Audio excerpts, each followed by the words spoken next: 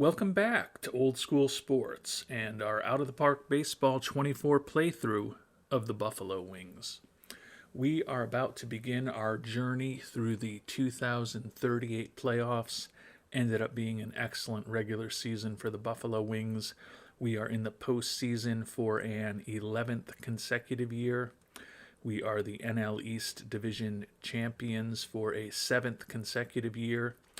And by virtue of beating the Braves on the final day of the season, we will have home field advantage for however long as we are in the playoffs. We edged out the AL best New York Yankees by one game for the best record in baseball. So we are guaranteed to have home field advantage for as long as we are playing. How long that will be, I do not know. It's possible, even if this is a quick episode, that our trip to the playoffs will not be over. I've just been very busy this past week, so I wanted to at least get another episode out and get the playoffs going. But if this is a short episode, it might just mean that we won our first playoff series, and then I decided I needed to get some rest and go to bed. But it could also mean that we get taken out in the first round by the San Diego Padres, which is clearly not our hope nor our expectation. Taking a look at the standings, as I mentioned, we were a 105 win first place team. Padres at 91 and 71 were second in the National League West. But the Padres did take out the Reds 2-0. The Phillies took out the Expos, who we were battling with for a division title much of the season, 2-1. Over in the American League, the White Sox took out the A's 2-1, and the Twins swept 2 straight over the Guardians to set up their ALDS against the Mariners. And we've got some good news injury-wise as the season ended. Steve Anderson was just recovering from an injury, and our two-way player, Juan Estrada, still had an unknown recovery from an injury that was expected to be a couple of weeks. Fortunately for us, he came back, I believe it was either yesterday or today. He finally got a clean bill of health, so we're going to be able to have everyone that we would like to be on the playoff roster. I thought it might say when he got healthy, but I guess we don't really get a... I feel like I got an update. I can't remember how it works anymore. Do they send me an email? I guess they don't send me an email, but I must have just been looking or maybe got a heads up that I needed to take him off of the IL. But regardless... made our selection of our playoff roster even more challenging with Estrada coming back from that strained back. Ended up missing or having a duration of about 3 weeks, but fortunately he is back now. But we'll be going with our 4-man rotation of Barajas, Shazier, Mendoza, and then the lefty Estrada. Bullpen is going to be Scott, the closer, Walborn, the stopper, Veliz, Jimenez, and Varejo, setup men, Mike Waters, and the lefty Cameron Johnson in middle relief. And our number 5 starter, Isidro Ochoa, will be our long reliever and emergency starter for us. Taking a look at this team, not great that our ace is in a slump right now, but pretty positive that in Estrada, Shazier, Waters, and Scott, we've got a lot of pitchers who are hot at this point. We did go with 12 pitchers for the playoffs rather than the 13 we go with in the regular season. That meant that the youngster Eric Barbarito, who came up at the end of the year, made his major league debut and was not particularly effective, didn't make the team. Less surprisingly, David Espinoza, lefty out of the pen, didn't make the team. The big surprise is that Inahiro Miyake, who had a really nice year for us, a 1.88 ERA and more than a strikeout per inning, working in a relief role for us, ended up getting caught up in a numbers game when we had to move from 13 to 12 pitchers. And given that we've got a number of lefties in the pen, Walborn and Valise were always going to make the team. Cameron Johnson, who was not great when he came over in that trade with Seattle, put up a 4.13 ERA for us. But I look at Cameron Johnson's ratings versus left-handed pitchers or left-handed hitters, and I compare those to Miyake's ratings against left-handed batters, and Johnson is clearly a higher-end potential player for me. Put him on a bit of a shorter leash than average to hopefully manage his usage effectively in the playoffs, but did end up going with Cameron Johnson over Miyake to be that third left-handed arm out of our bullpen for these playoffs. And then that takes us to the everyday players, where it's largely familiar players. The one player who got to stay up with the extra position player is the left-hander Frank Carranza. He did well with us at the end of last season, had a monster year, his first full year in AAA this year, came up again towards the end of the year and was not nearly as good as he was a year ago, but still think he could be an interesting left-handed bat as a pinch hitter for us in a potentially big spot. Came down to Jim Arp, the disappointing infielder who hit just a $186 for us, or Carranza for that last spot, and we felt like going with Carranza and his offensive potential made sense. One tweak to our lineups for the playoffs. We've talked a lot over the last few episodes about Max Clark and the huge impact he's had on our offense since he came over. He only was playing against right-handed pitchers during the regular season. Now that we are in the playoffs, he's going to be playing every day for us. Hopefully the off days built in will help keep him healthy. I guess if it's a situation where we jump out to a 2-0 lead in a series and we happen to be facing a left-hander in Game 3, would we consider benching him in that situation to try to keep him healthy? Perhaps. I guess the same thing if we have a 3-0 lead in a series and we're going up against a lefty. But feel like he is the best left-handed hitter we have on the team against left-handed pitching. So he's going to be cleaning up against right-handed pitching and batting third against left-handed pitching as we try to get this team to a third World Series title in the past 5 seasons. And before we get the playoffs going, also just wanted to follow up on something that has been discussed in the comments to some recent episodes, and I've shared some information in my responses, but wanted to look more broadly at what the salary situation looks like for this team going forward. As some of you have mentioned in the comments, and I have mentioned in the comments, our scouting and player development budgets this year are the highest they've ever been during this playthrough. So we do have opportunity next year to probably easily open up $10 million if we needed to, and still keep both scouting and player development at reasonable levels. Won't make those tweaks till we get to the off season. But clearly, when the off-season begins, we'll also make scouting and player development even lower to just give us a little financial flexibility to perhaps sign some players to extensions while also trying to deal away some salaries that we don't want to keep around. We are actually set to have a slightly lower payroll next year than this year, which is positive. The issues are that Max Clark, who has been our best offensive player since we brought him over as a rental, will not be on the roster next year.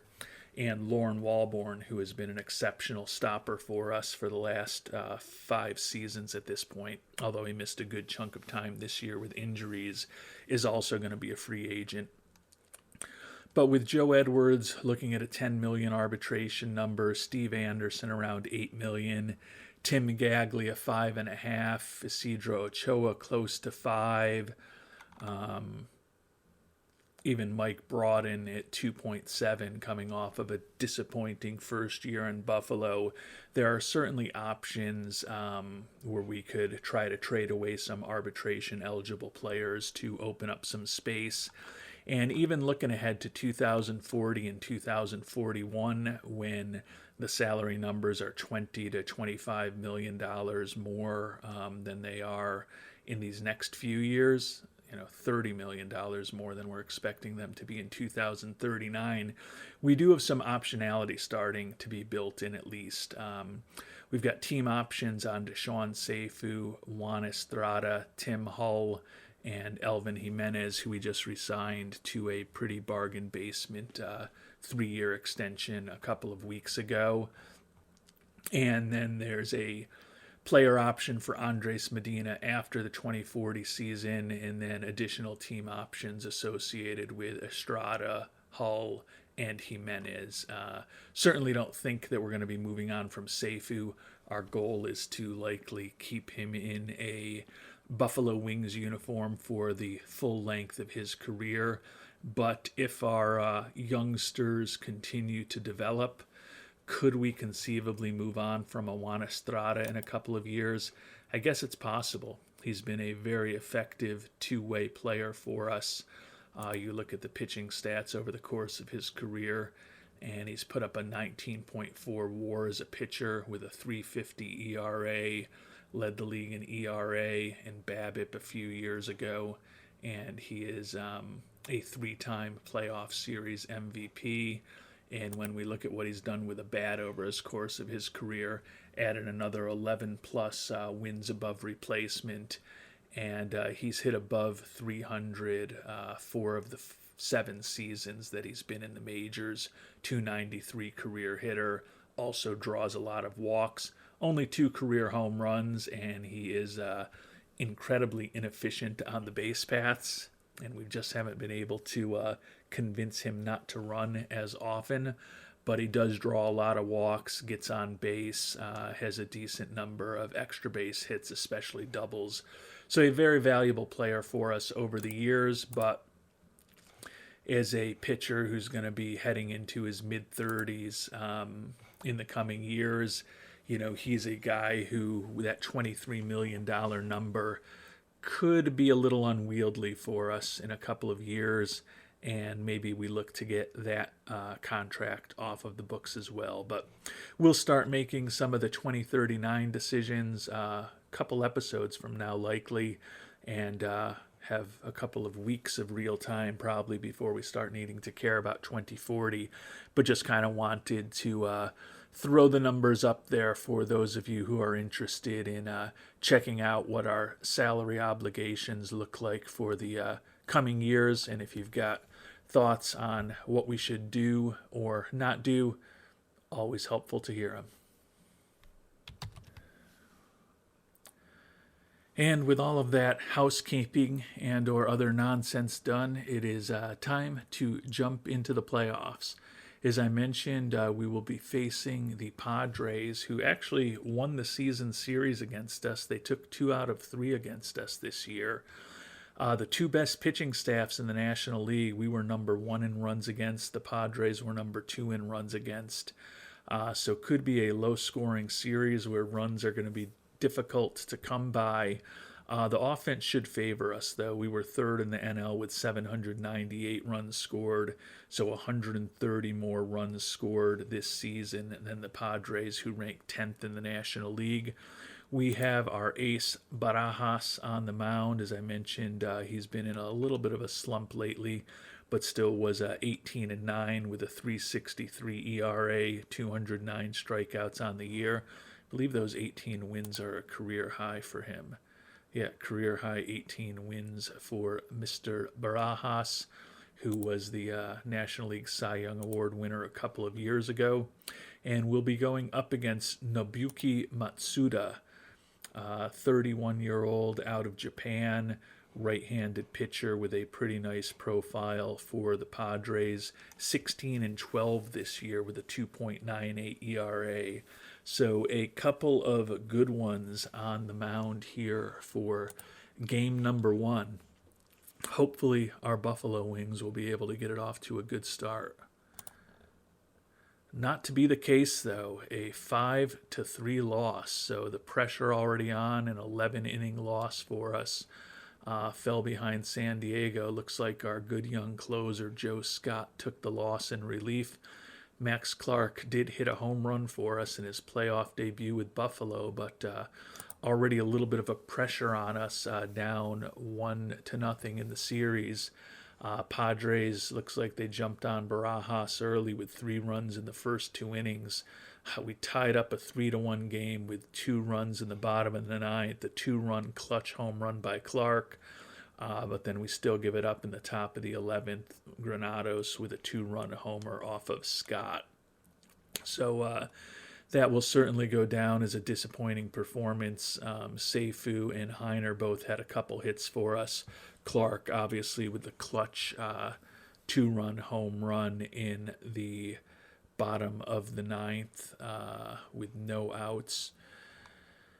Pitching wise, Barajas ended up being okay. 3 earned runs over 5 innings. Then we got scoreless relief from Johnson, Walborn, and Veliz. Scott, unfortunately, was not good. 3 hits and 3 walks allowed in an inning and a third of work. Also gave up that home run that ended up being the series loser for us. So a very disappointing start to this playoff series and what we hope will be a long playoff run for the Buffalo Wings. But a lot of pressure here on us in game number 2. Eric Barbarito, who we talked about earlier, was unanimously named the best pitcher in the International League this year. 22 out of 22 first place votes. He was 18-6 with a 2.94 ERA. He was our number 1 draft pick back in 2033, 34th overall, viewed as the number 25 prospect in baseball. As I mentioned, he was not very good in a small sample size for us in the majors with Buffalo. Ended up leaving him off of the playoff roster this year. But still think he will hopefully be a big part of our future. But we are not focusing on the future right now. We are focusing on the present, and we need to get a win today. We've got Sincere Shazier on the mound with 17-7 this year with a 3.38 ERA. I want to say that those 17 wins are a career high for Shazier as well. Yes, they are. So, top 2 pitchers both had the winningest seasons of their careers this year. Nice year for the right-hander Shazier, and he is going to be going up against Alex Snyder, a 24-year-old right-hander, second-round pick 6 years ago for the Padres. Pretty nice profile here, really good movement on his pitches, pretty good stuff with a nice 3-pitch arsenal.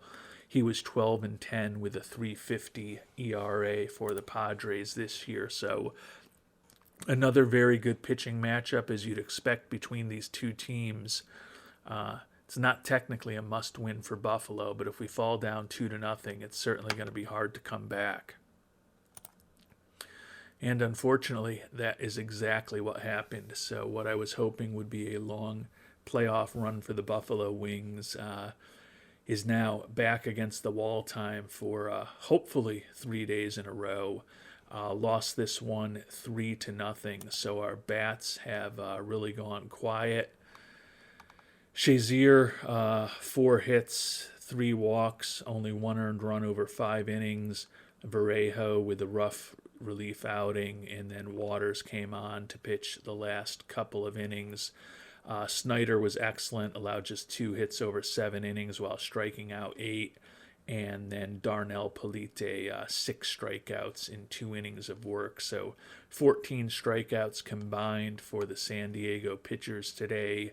Only 4 hits for our Buffalo Wings. 3 of them were by Juan Estrada, and 1 was by Mike Heiner. Everybody else on the team was hitless. So a pretty rough start to what I hoped would be a long run through the playoffs for these Buffalo Wings. And now we are headed out to San Diego and down 2-0. We're going to have to figure out a way to win 3 games in a row, which is certainly not going to be an easy feat. The team played some great baseball this year. really have been consistently the best team in baseball since our rough start in the month of April. And going to have to win 3 in a row if we don't want our season to end here in the National League Division Series.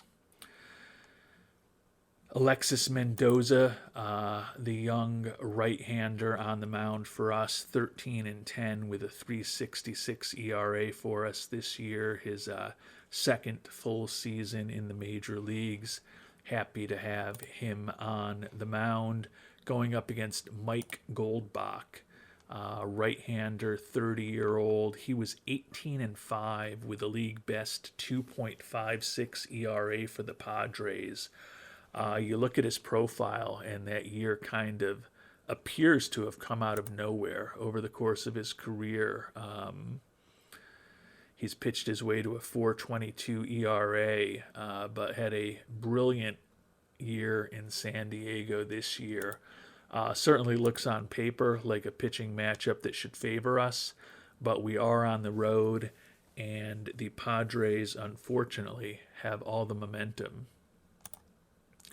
And the momentum for the Padres continues. An extremely disappointing exit from the playoffs for the Buffalo Wings.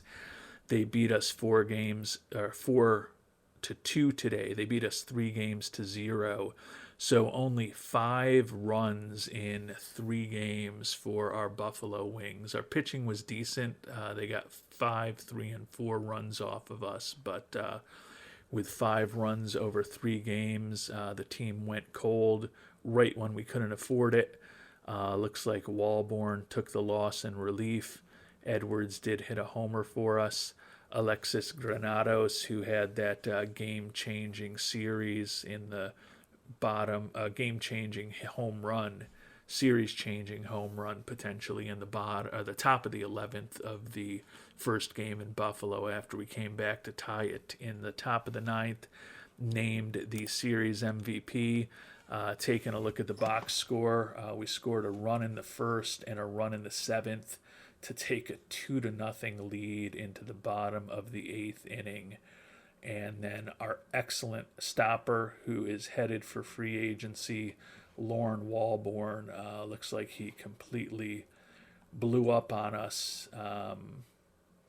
Inning in a third, only allowed 2 hits and 1 walk, but one of those hits was a home run. So disappointing finish to the season.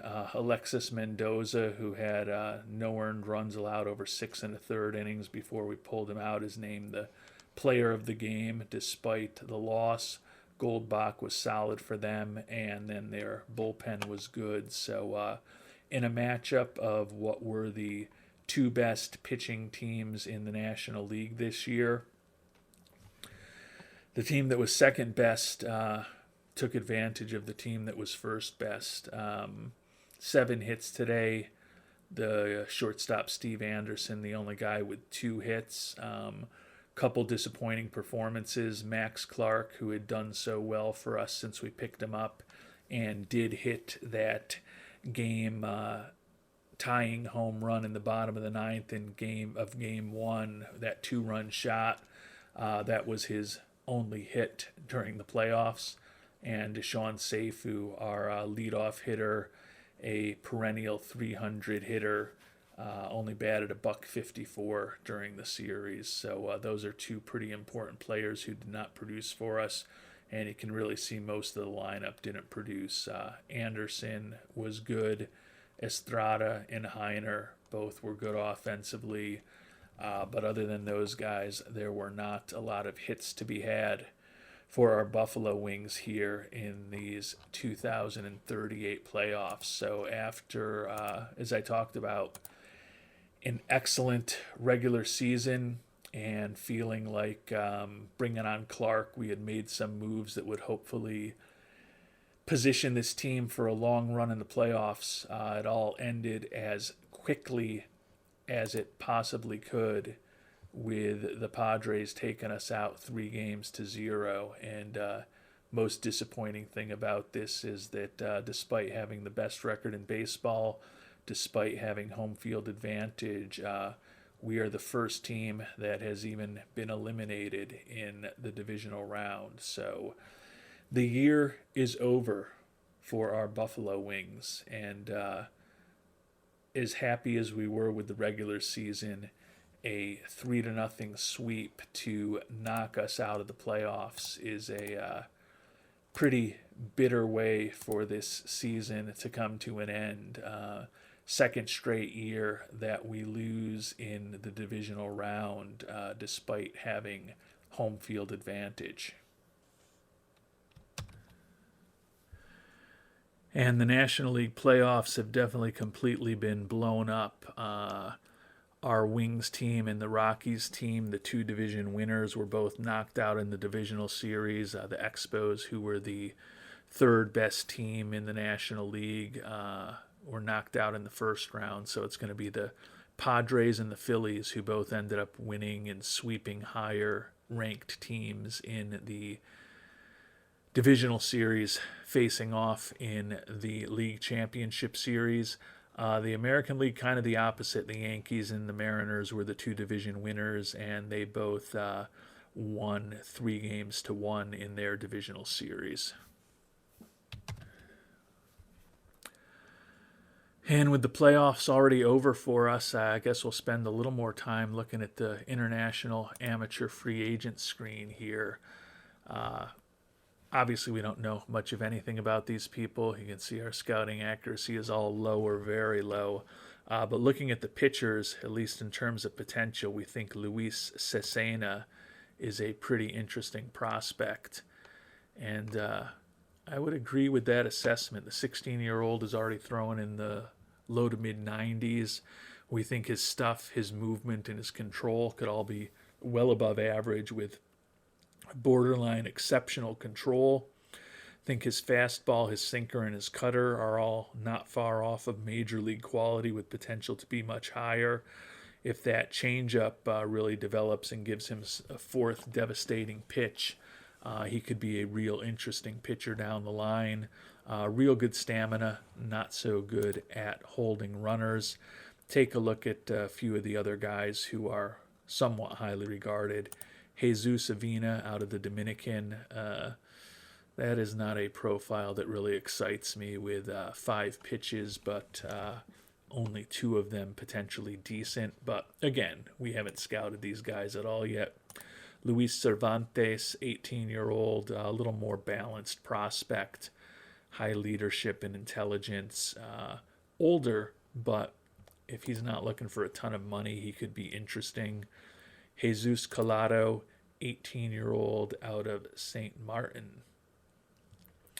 Another guy with a decent profile. Don't think I like him quite as much as Cervantes, although he does have some positive personality traits. And Edgar Toscano, 17-year-old out of Venezuela. Another guy with some positive personality traits, some durability. Doesn't look like a frontline starter, but if he completely developed, could be interesting. Like that he's got decent stamina and he's excellent at holding runners on base. So some interesting potential pitchers that we will be scouting and thinking about over the coming months. Taking a look at the top hitting prospects, again, very preliminary evaluation from our scout. We'll go from the 3.5-star guys up.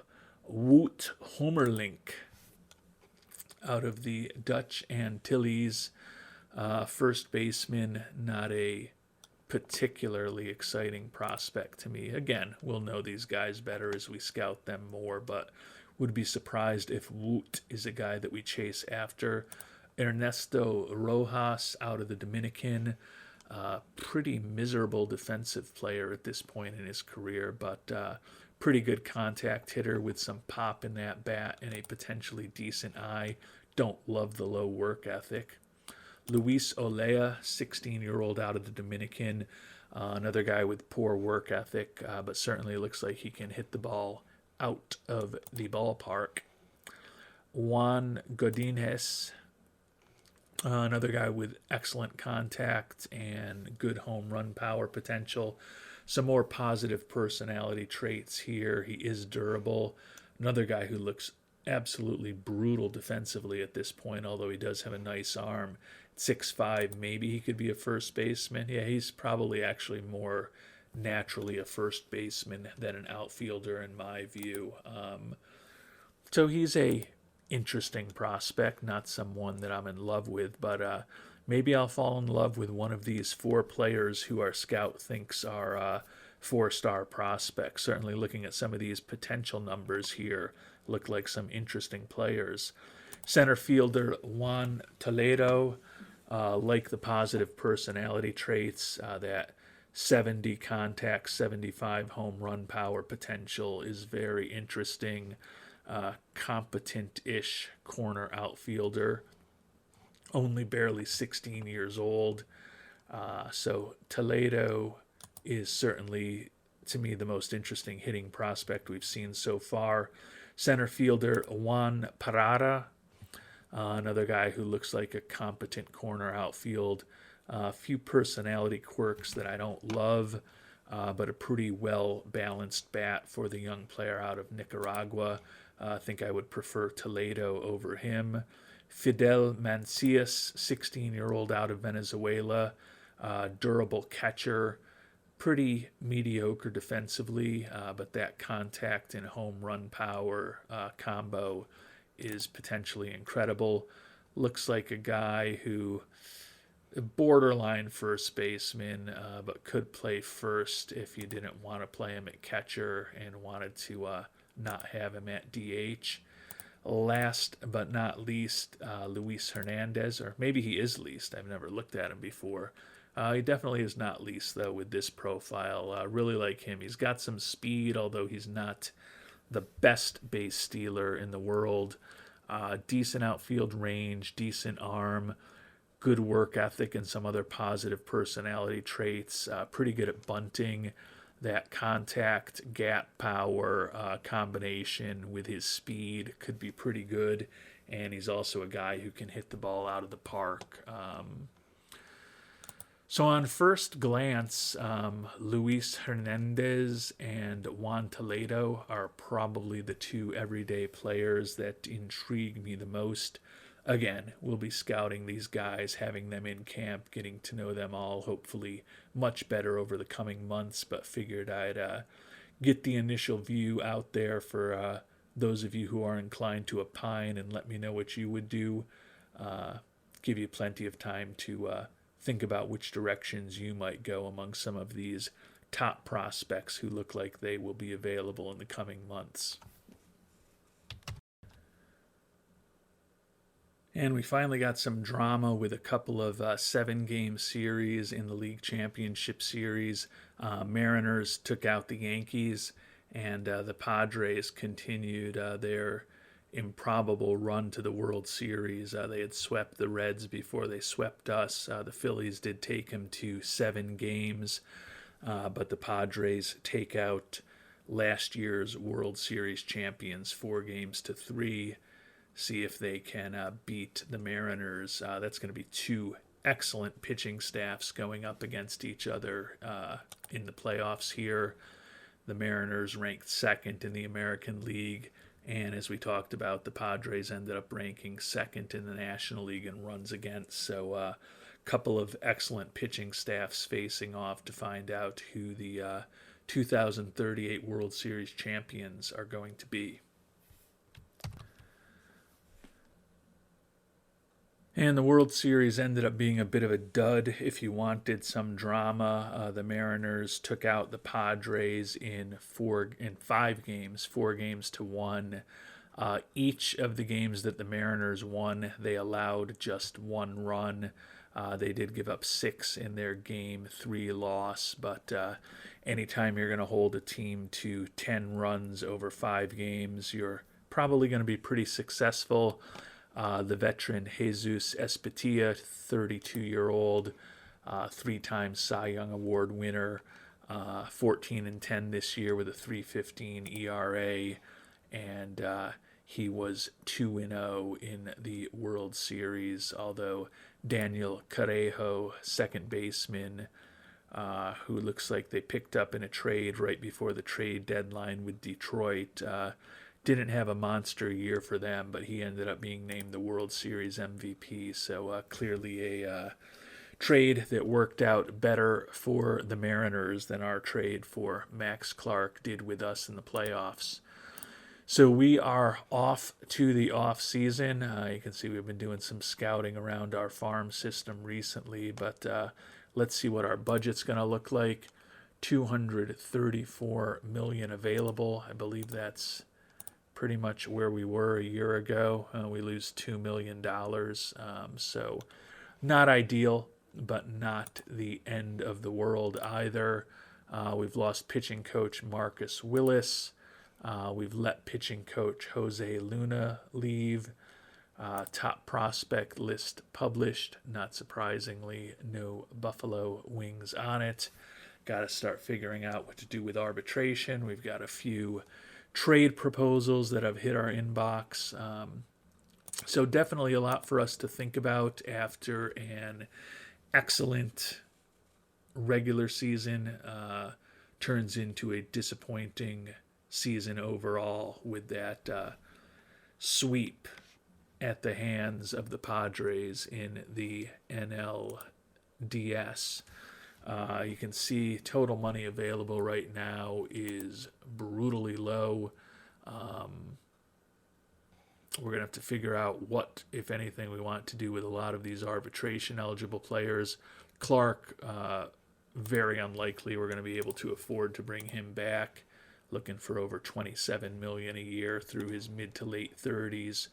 For a wrecked player, that's certainly not a path we'd be going down, even though he was very good for us in the regular season, and he had the biggest hit for us in the playoffs. It's just we didn't have enough hits, period. Lauren Walborn, at this point, still says he's looking for over $10 million, although that's a couple million less than it was not too long ago.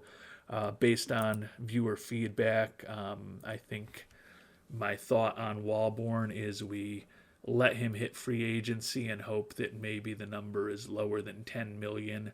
I'd love to bring him back next year. That's certainly my intent. If he gets to free agency and he says he's looking for 14 million, we move on. But if he's looking for 6, 7, 8 million in free agency when he actually is a free agent, would be a guy that I would certainly consider bringing back, particularly if, as Stanley Rosella has noted, we can get him for just maybe 2 or 3 years rather than a 4 or 5 year type of contract. But we're going to need to clear up some money. So for just purposes of trying to free up a little bit of money to play with, we're going to we still just don't have a lot of money to play with, period. But if we pretend that we're going to cut scouting down to 10 million and player development down to 20 million, that at least gives us some money to start thinking about when negotiating contracts with people. Ochoa is an arbitration eligible player who's been our 5th starter. He's been a really good pitcher for us, particularly for a number 5 starter, but with a guy like Barbarito poised to come up, maybe Ochoa, especially as a guy who's going to be turning 30 next year, we try to extract some trade value out of him as he gets closer to making big money and closer to hitting free agency. Yohane Vallejo's been a really good pitcher for us for many years out of the bullpen. Is he a $4 million reliever, though? That's getting a bit borderline. Edwards looking for $10.7 million. Anderson looking for $8.1 million. Could go either way on those guys. Tim Gaglia at $5.5 million may finally be a guy to move on from. We moved on from the other young center fielder, Tyreek Hardage, a year ago. And then Mike Broughton, who we brought on in a trade this past year, looking for around $2.8 million. So we've got some interesting arbitration decisions that we're going to be facing this year when the off season begins. But before we really start making those decisions, we're going to do our annual deep dive into our roster and how everybody performed and start formulating a plan for how everyone fits into next year's roster or perhaps doesn't fit into our future plans. And we will tackle that in our next episode. Until then, was a disappointing year for the Buffalo Wings. Hope you have a better day than I've had over the last hour or so. And we'll see you in the next one. Thanks so much for watching, and hope you have a great day.